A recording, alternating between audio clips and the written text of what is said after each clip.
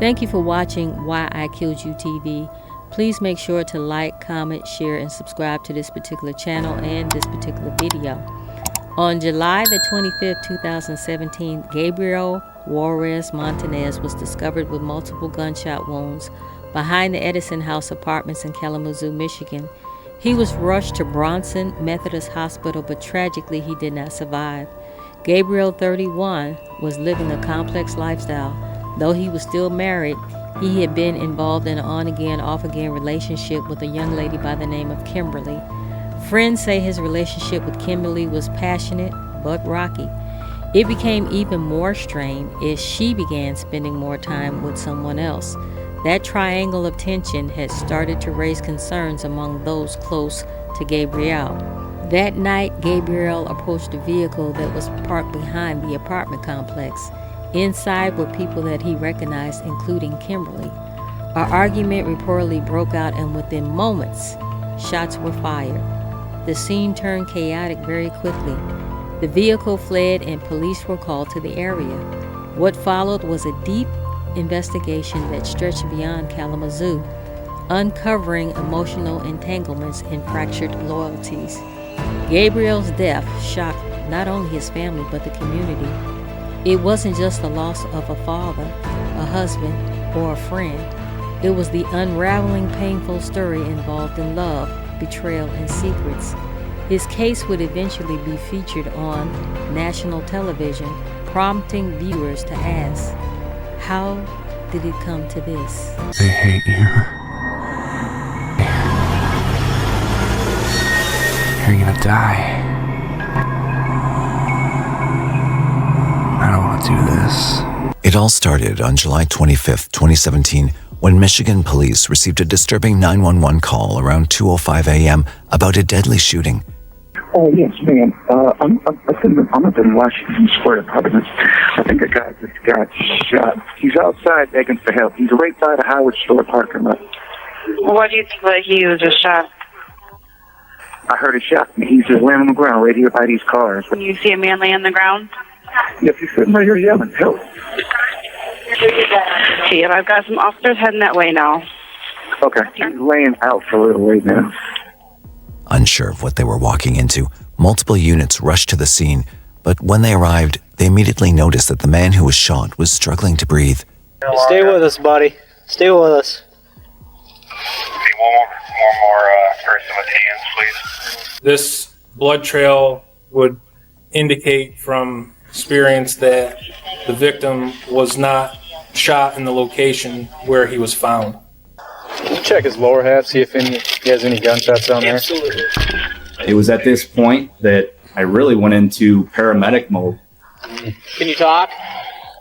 Squeeze my hand if you can hear me. Squeeze my hand. Squeeze my hand. Squeeze my hand. Okay, he's barely responsive. No, dude. No. Yep.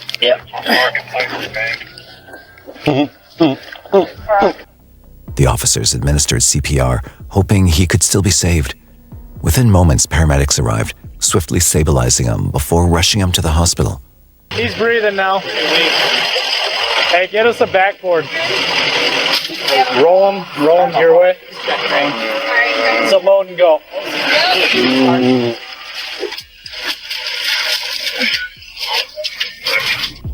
As soon as he arrived at the hospital, doctors wasted no time and took him in for emergency surgery. He's still breathing. So he's got 2 gunshot wounds here and 1 exit. I saw the exit over there. It was then they found his ID card, finally revealing his identity. What do you want an ID? Oh, we got another bullet. We're working on it. Oh, perfect. Thank you very much. It was at that point that we saw that his name was Gabriel Montanez. Sadly, despite the doctor's efforts, he didn't survive the surgery, and his death was officially ruled a homicide. 31-year-old Gabriel Juarez Montanez left behind a grieving family, a mother, a wife, and a daughter who had always been by his side. Meanwhile, back at the crime scene, the police launched a murder investigation. They secured the entire area, making sure nothing was disturbed, and began carefully examining the spot where Gabriel had been shot. Took us a minute to find him. I bet. So he was actually between black car and the Buick. There's a little blood over there. So I don't know where the shooting happened. Hey, Sergeant Holdwick. It actually happened right over there. Okay. And there's actually a big spot of blood on the ground right there, so I'm going to grab some more tape. Yeah, grab your tape then. So this actually happened in the parking lot of the apartment complex where his girlfriend lives, and she is claiming that she didn't hear a noise. She didn't hear a thing. Yep. As the officers searched the scene, they found a trail of blood which they believed belonged to Gabriel. This trail suggested that he hadn't been shot where he was found, but had instead crawled there. Realizing this, they started canvassing the area, hoping to find leads that could help them move forward with the case.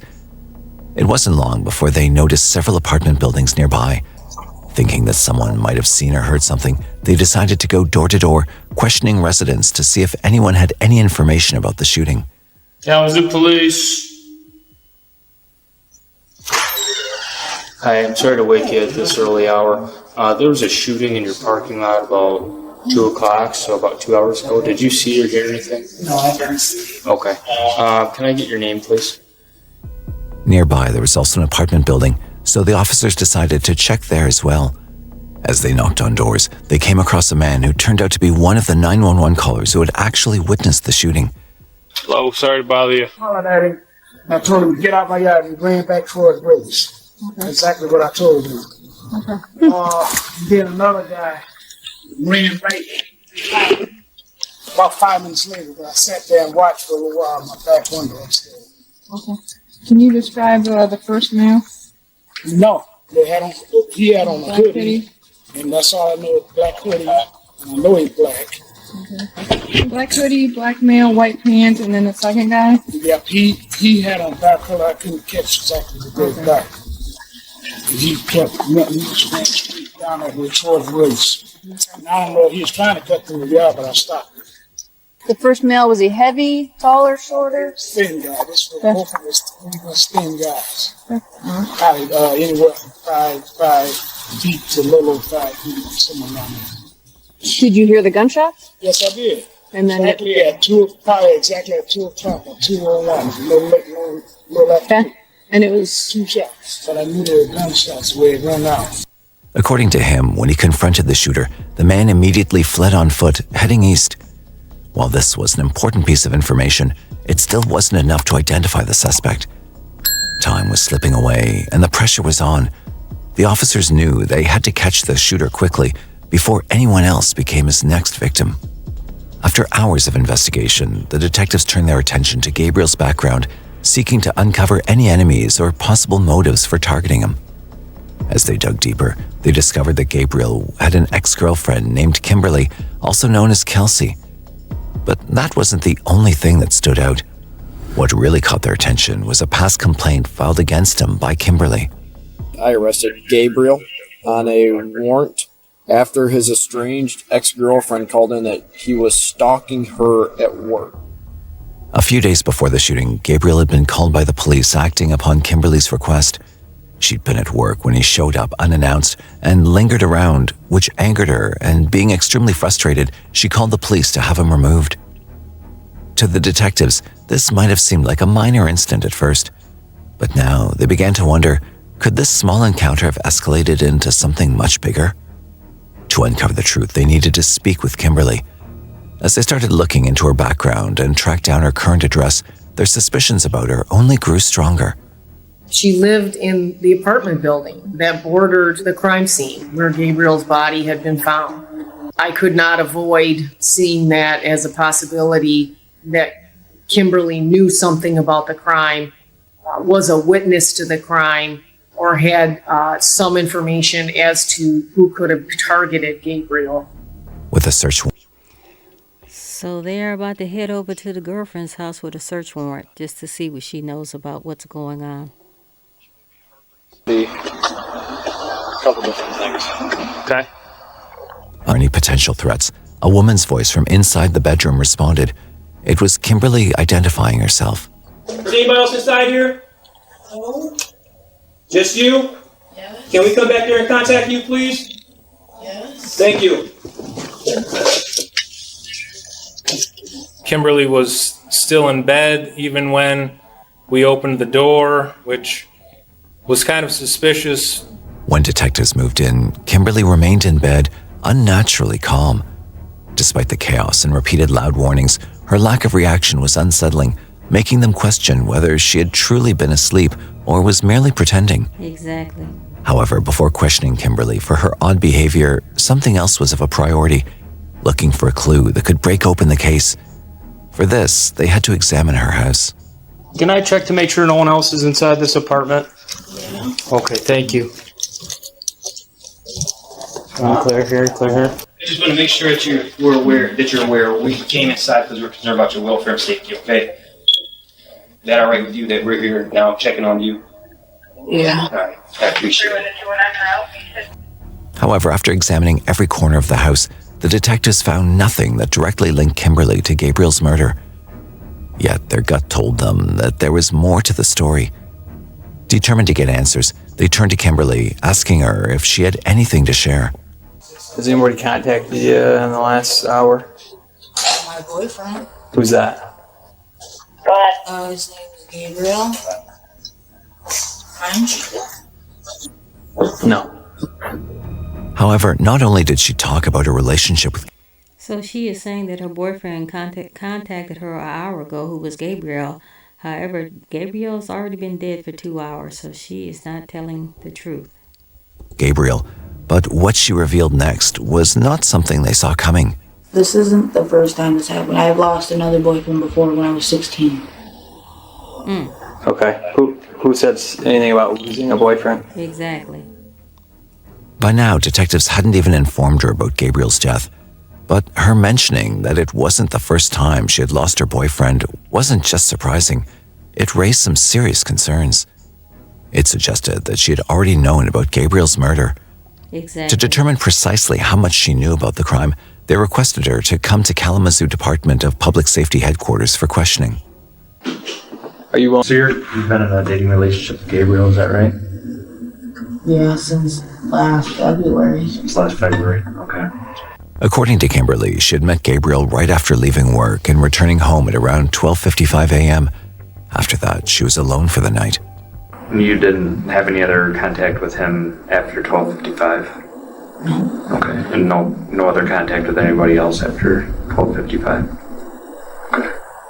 What's the real reason why I'm here? We've got to start someplace, right? And usually we start with family, girlfriends, friends, people that know something about the person that has been a victim. So what happened to him? Nobody told you? No. Shot and killed. Detectives had found no significant clue from Kimberly's interrogation yet. They believed that she was unaware of Gabriel's death and informed her, observing her closely, hoping to find the slightest clue that could prove them wrong. But instead, her reaction was quite the opposite of what they'd expected. You didn't know that, huh? I'm sorry. We assumed you did. I'm sorry. I'm sorry. Seeing Now she's crying, but she had already said at her apartment complex that this is the second boyfriend that this has happened to. So that's telling me you already knew. That's telling me you already knew that he was dead. And you knew that he didn't contact you an hour ago because he's been deceased for 2 hours.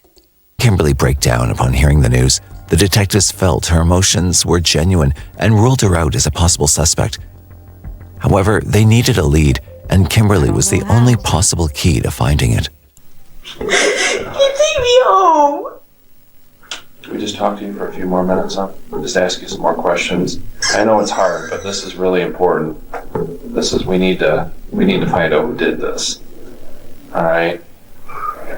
And you didn't hear any shots tonight? Didn't hear anything like that? Okay.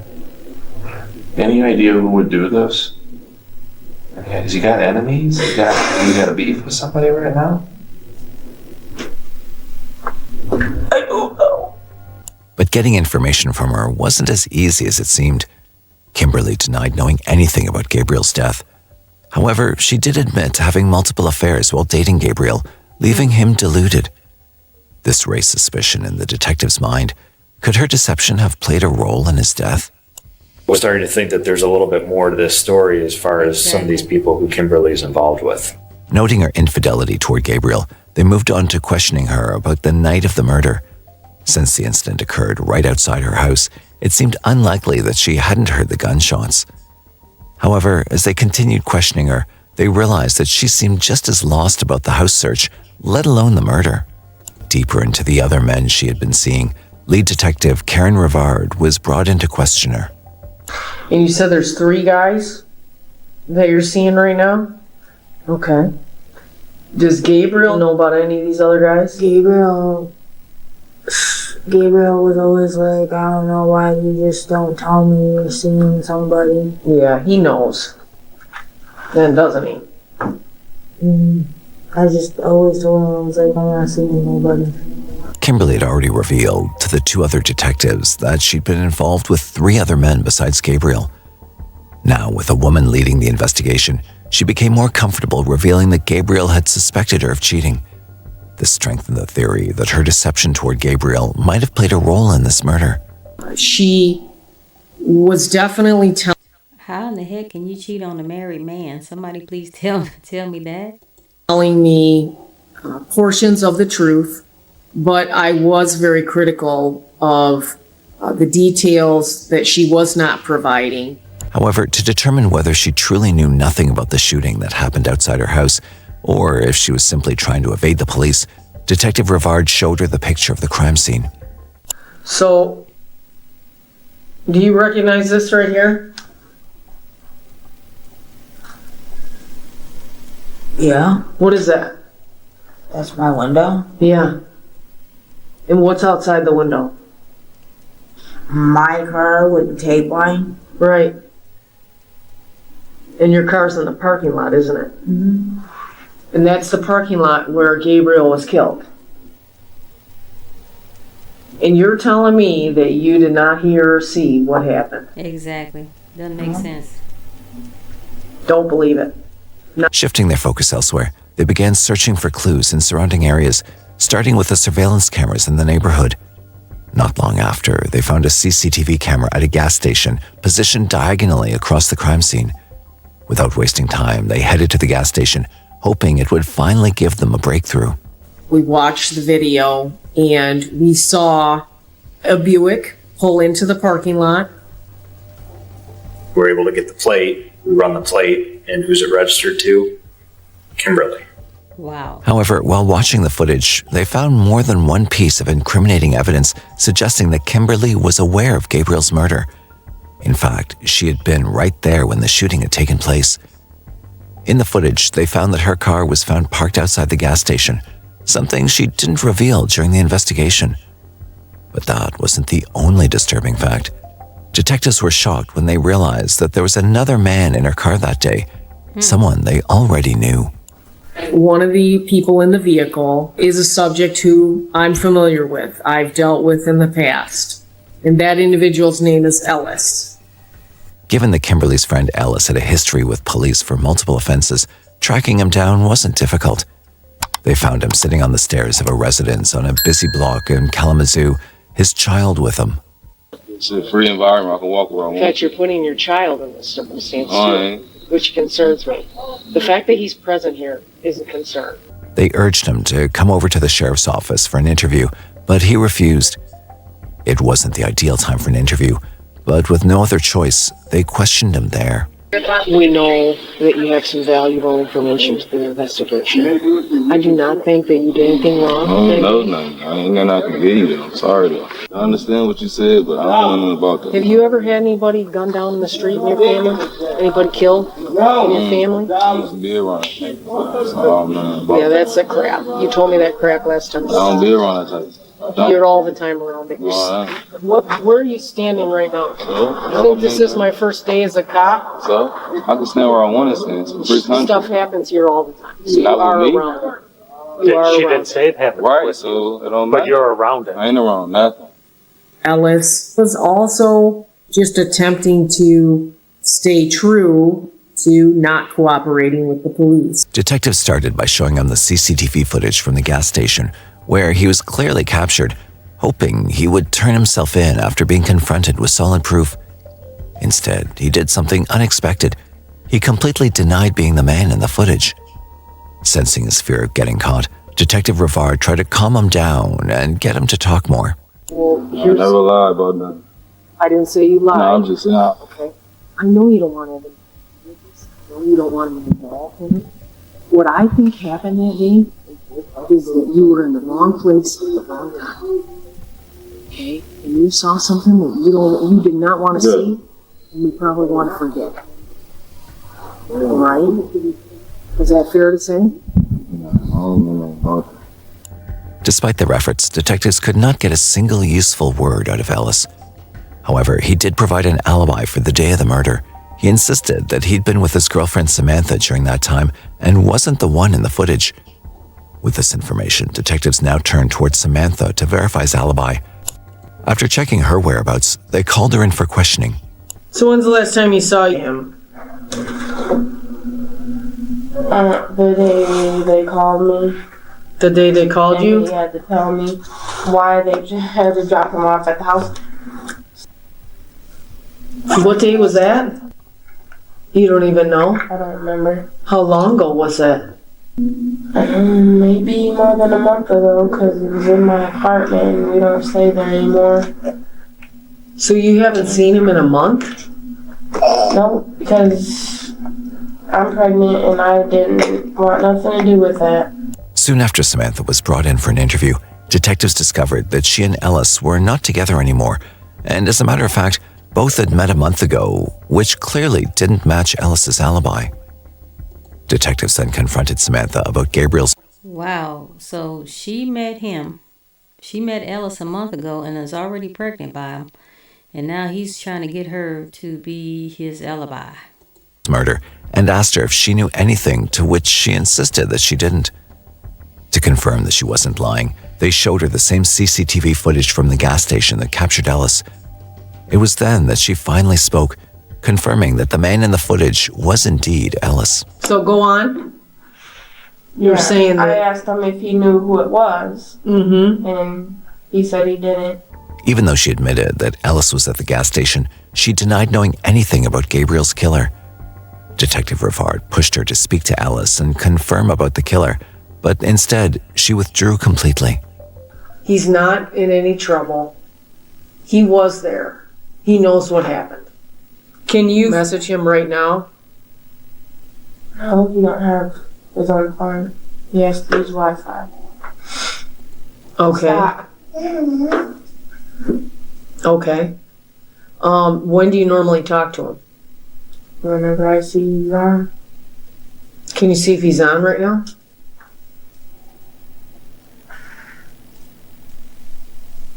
Oh. Can I see? He was on. I don't feel like I need to show him. Okay. What's that about? Well, you realize that this is a very serious investigation, right? I know, but it don't have anything to do with me or my family. And I don't understand what he's so afraid of. Because he's not going to get arrested. He's not in any trouble. He's afraid of the snitch word. With no solid lead from Samantha, detectives shifted their approach. They obtained a search warrant for Kimberly's car, and to their shock, what they found was more disturbing than expected. Several things in the car that we found were items that belonged to Kimberly. We also found belongings that belonged to Gabriel Montanez. And we also located a spent shell casing. That spent shell casing was a .40 caliber, and that .40 caliber matched the wounds that Gabriel had received during the homicide. But this wasn't even close to what they found next. A stack of traffic tickets for a 21-year-old man named Cornell Head. All this evidence suggested that Kimberly had complete information about the night of the murder and knew exactly who the killer was. Keeping this in mind, detectives called her in for an interview once again. Remember, I told you I have some more questions about the investigation, so we might as well kill two birds with one stone, right? Mm-hmm. What I want to do today is give you the opportunity to clean slate start over, okay? I need you to tell me. I want it to be your story. I want you to be the one that's speaking for you, not somebody else. I don't want to go to jail. No, nobody wants that. Nobody wants that. And we don't want to see that either. Kimberly seemed terrified of any consequences pertaining to Gabriel's murder and broke down. Detectives, however, took a chance and pressed her a little further, leaving no option for her but to speak. And there's either two spots that you fill, okay? You either are the person that shot and killed Gabe,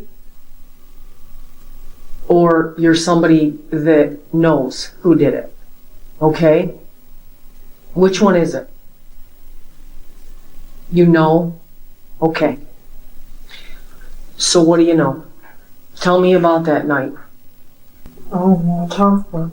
Well, this is a homicide investigation, okay? I don't want to go to court. You don't want to talk about it. You're going to go to jail, girlfriend. You better start talking. Okay. Well, let's worry about that when the time comes. There are ways. If I have to go to court, I'm just telling you right now, I will kill myself. Okay. Oh my God. Determined to find the killer, detectives asked her to write the name of the killer, hoping it would make her more comfortable to confess. But what she confessed would be a chilling revelation of darker truth. Sure. I don't want to go to court. Come on, we're doing good. You're doing good here. Let's stay on track. Let's focus on what we're doing here today. Okay? What's the name? Now, how many of you guys think that it is one of the relationships either she was having or was the wife of Gabriel? Did she have anything to do with it too? You got to think about that as well. What do y'all think?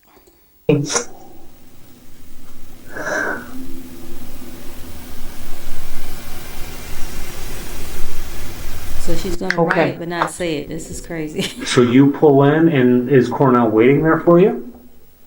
Outside or inside? Cornell was the man Kimberly had cheated on Gabriel with. He was also the third person in the car that night. According to her, after leaving work, she picked up Cornell and Ellis, and all three of them went to McDonald's and then to a gas station before finally arriving at Kimberly's house, where they parked the car in the lot. Moments later, her panic set in as she saw Gabriel approaching her car from the passenger side, where Cornell was sitting. Just as Gabriel opened the door, she heard 2 gunshots.